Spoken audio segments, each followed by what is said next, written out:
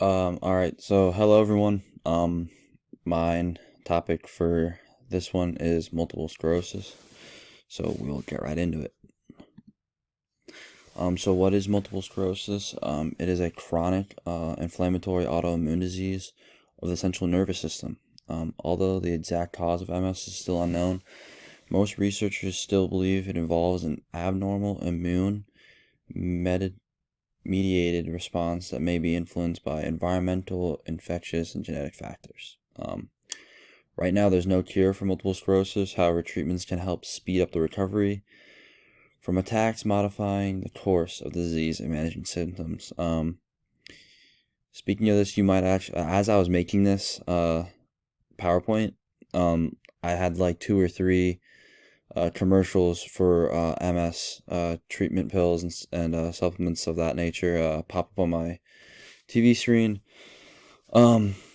for like commercials and advertisements for it. So yeah, it's pretty prevalent for these type of treatments to be pretty popular. Um, the onset of MS usually occurs between the ages of 20 and 50 and affects women at a way higher rate than men.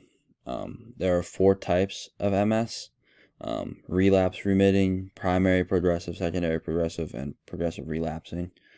Um, kind of title or name explaining for those types.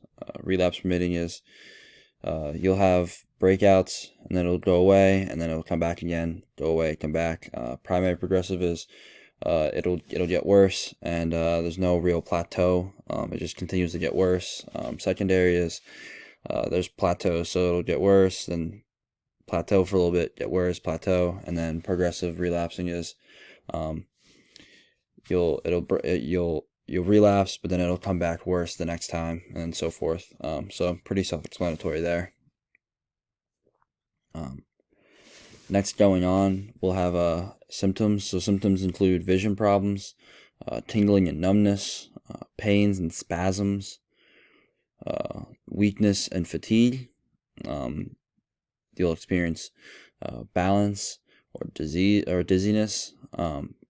Balance problems and dizziness. Excuse me. Bladder issues, sexual dysfunction, and cognitive problems. As you can see, all things really with the central nervous system and how it is affecting you in that way. So these are all kind of self-explanatory there. As we continue going, we have the considerations for exercise testing. During testing, you want to avoid acute exacerbations of MS symptoms. You want to closely monitor for any signs of paresis, fatigue, or overheating, or the general worsening of your symptoms. You want to conduct tests in a climate controlled room. This is for the patient and whatever temperature helps their body and limits symptoms and the worsening of those symptoms. Before starting any exercise test, make sure you have a low-level warm-up of about 1 to 2 minutes. This is pretty important, pretty key. And then make sure we assess flexibility, and this is due to its importance on muscle tone. Flexibility is largely important for people with MS, so it needs to be assessed. Continuing on, we have considerations for exercise training. Whenever possible, you want to incorporate functional activities into exercise function. Stretching is most important when muscles are being warmed up via exercise. And then when strengthening weaker muscle groups or working with easily fatigued individuals, increase rest time between rest and exercise as needed to allow for full recovery. Continuing on, we have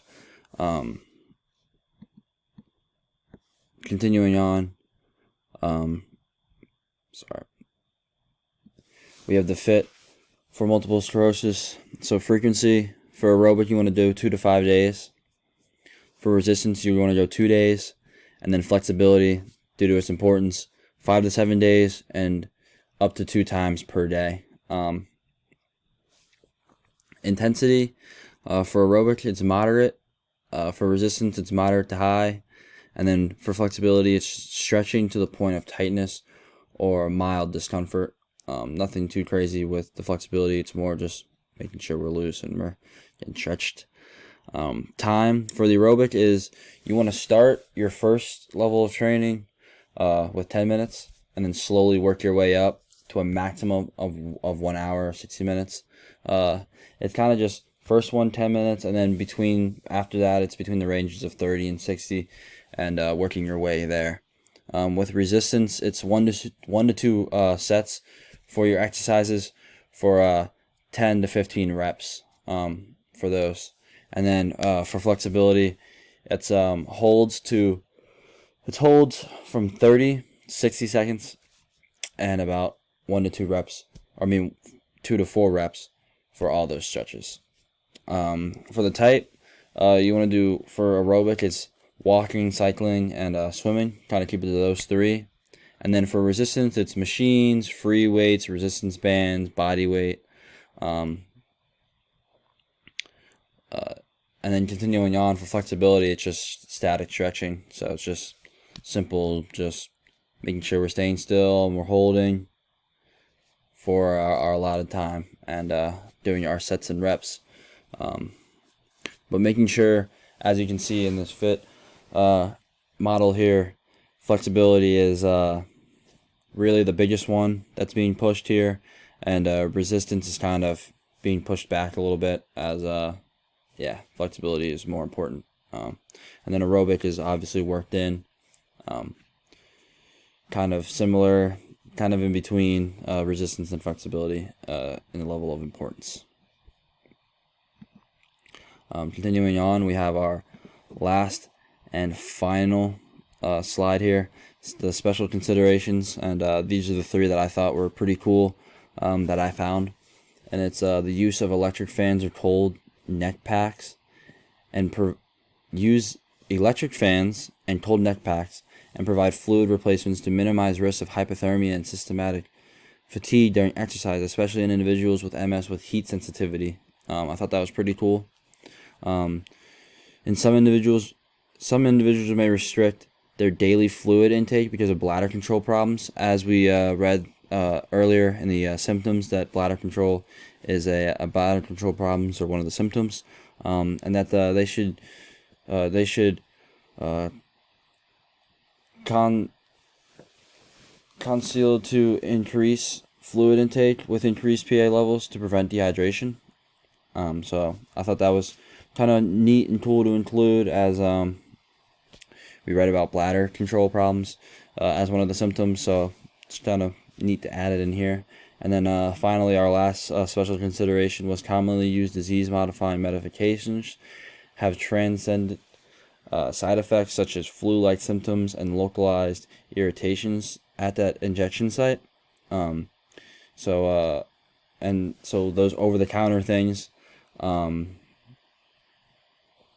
that I was talking about earlier, that I saw on TV, can transcend some side effects that are flu-like symptoms, and provide some irritations at the injection sites for those, and take medication side effects into consideration with exercise testing and scheduling.